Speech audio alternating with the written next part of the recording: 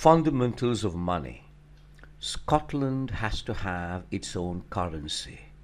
March 20, 2017. I am Gopalan Ramachandran. Ramach to my associates and to my friends, and my email indoiowan@gmail.com, and my Twitter @ramachgramach. Indo-Iowans learned and taught economics, engineering, finance, financial markets, public policy and competitiveness, and strategy at the University of Iowa, Iowa City, Iowa, the United States of America. A fine place to learn, a fine place to teach.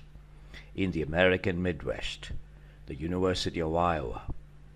The Iowa Alumni Network includes monetary economists, and that's the reason why I have this presentation for Miss Nicola Sturgeon, the First Minister of Scotland.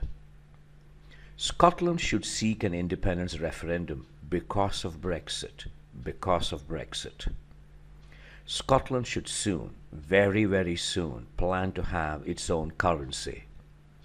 An independent currency is a prerequisite for social, political, and economic sovereignty of Scotland. Scotland's independent currency, say the Wallace, should be a free-floating currency.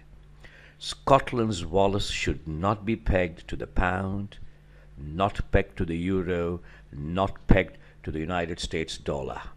Larry Elliott, economics editor of The Guardian, has asked this question. The Scottish economy has strengths, but could it make a success of independence? Yes, it would. Scotland will make a success of its independence if it had its own currency. So we are answering Larry Elliott's important question. Larry has suggested the following, that Scotland should go it alone, shadow the pound, or join the euro. Scotland should go it alone, Mr. Larry Elliott. Your questions and your suggestions have been heard, and I think I have the answer. Scotland should have its own currency. Independent Scotland. Independent Scotland. M for money, W for Wallace. And the world will go around, M for money, W for Wallace, and Scotland will flourish and thrive. Scots should make the social, political, and economic decision logically. Their flag, their country, their money. Indo-Iowan understands the history of Scotland. Indo-Iowan has closely followed Scotland's pursuit of independence since 1983. Indo-Iowan understands Scotland's economy, its composition, its structure, and the factors that determine its competitive strengths. Ultimately, Scotland should have its own money so that it can unleash its competitive strengths and gain all the benefits from political freedom. I made a video on the 11th of September 2014 suggesting, recommending, Scots should say no.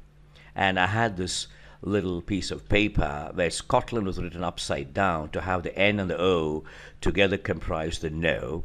And my country, my flag, but not my money. If Scotland did not have its own money, the referendum shouldn't have worked in Scotland's favor, because independence without your own money is a feckless decision, feckless state of condition. Scots should say no. That's what my video said. And that's the reference you have. If you search for Scots should say no, semicolon 140911 YouTube, you would get this. And there's a reason why I had said that Scots should say no. The logic.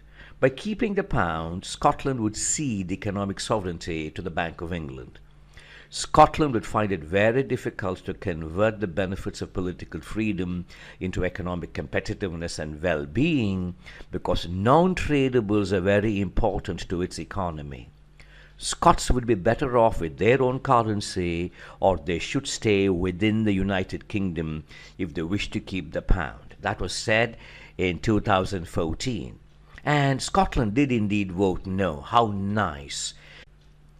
Scotland voted no on the 18th of September 2014. But let's look at the numbers. The decision was very logical, but no won merely 55.3% of the votes. Not 80%, not 70%, and not 60%. How embarrassing it would have been had Scotland voted yes and had chosen to keep the United Kingdom's pound. How embarrassing, especially after Brexit. It would have been utterly devastating. Fortunately, Scotland voted no, but now the future is very different. First, let's examine the non-tradables. Non-tradables are goods and services that are produced and consumed within the boundaries and borders of a nation.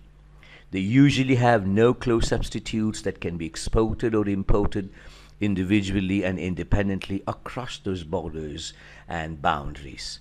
Consider the enormous output of the University of Glasgow and all those fantastic golf courses in Scotland. And look at that wonderful Falkland Palace. Non-tradables require complete fiscal and monetary control for holistic productivity, sustainability, and growth. Scotland thrives on its non-tradables. Scotland will flourish if it had its own currency. Miss Nicola Sturgeon, the first Minister of Scotland, should not make the same mistake that Mr. Alex Salmond, her predecessor and the fourth First Minister of Scotland, made then. That's the past. Fortunately, Scotland voted no. But now Mr. Salmond has a successor. Miss Sturgeon should indeed succeed, and Indo-Ireland wishes Miss Sturgeon great success. The present is different. Brexit has definitely made the difference. The future of Scotland is different and exciting. Scotland is more likely to vote yes now if it had a referendum. And Scotland is most likely to vote yes if it had its own currency. Very important. Scotland should have its own currency if it wishes to pursue its independence aspiration to its logical end. Mr. Alex Salmond has said Scotland could abandon the currency union with the United Kingdom. He is wiser now. Thank you, Mr. Alex Salmond. Scotland should indeed abandon the currency union with the United Kingdom. It should. And here's his news from the Financial Times. Scotland could abandon currency union with the UK, says Alex Salmond, and I'm glad he does. And he now uses a stronger word, ditch the pound. He should. Scotland should. And Miss Sturgeon should pay attention.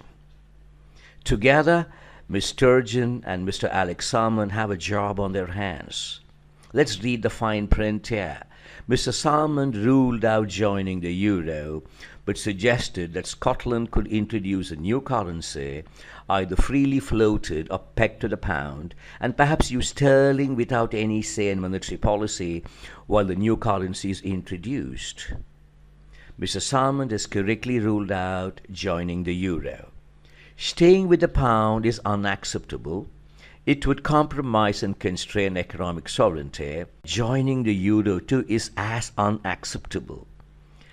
This too would compromise and constrain economic sovereignty. Joining the euro too is as unacceptable. This too would compromise and constrain economic sovereignty. What would pegging do? Pegging to any currency, say the pound, would lead to a more stable external valuation of the Wallace. That's a positive. Pegging may give the Scottish economy a false sense of export competitiveness and certainty. That too is a positive, but it's a false sense of export competitiveness. But pegging would lead to enormous swings in the internal supply of the Wallace. This subject will be discussed in a later presentation. The enormous swings in the internal supply of the Wallace will adversely affect the output of non-tradables. It will. So pegging will give Scotland export competitiveness and certainty, but will destroy the internal supply and the certainty pertinent to the Wallace. So what you gain on the outside, you'll have to cede on the inside. Non-tradables, but certainly not oil, are Scotland's principal sources of both comparative advantage and competitive advantage. Pegging the Wallace would undermine Scotland's comparative advantage and competitive advantage. The external world will view the Wallace with certainty, but the internal money supply pertinent to the Wallace would be in disarray. So pegging the Wallace would undermine, in the end, Scotland's comparative advantage and competitive advantage. Mr. Salmond has piously asserted that if Scotland chooses to peg its currency to the pound, it would want no say in the monetary policy pertinent to the pound. How pious! That's also very naively unilateral. The Bank of England will give Scotland neither say nor control over the monetary policy pertinent to the pound. It won't. But what Mr. Salmond doesn't understand is that if Scotland chooses to peg its currency to the pound, Scotland would have impaired control over its own monetary policy pertinent to the Wallace. How funny. You lose on the outside, you lose on the inside too. And what about Miss Nicola Sturgeon's enormous promise? Stronger for Scotland? Come here to live, work, invest or study.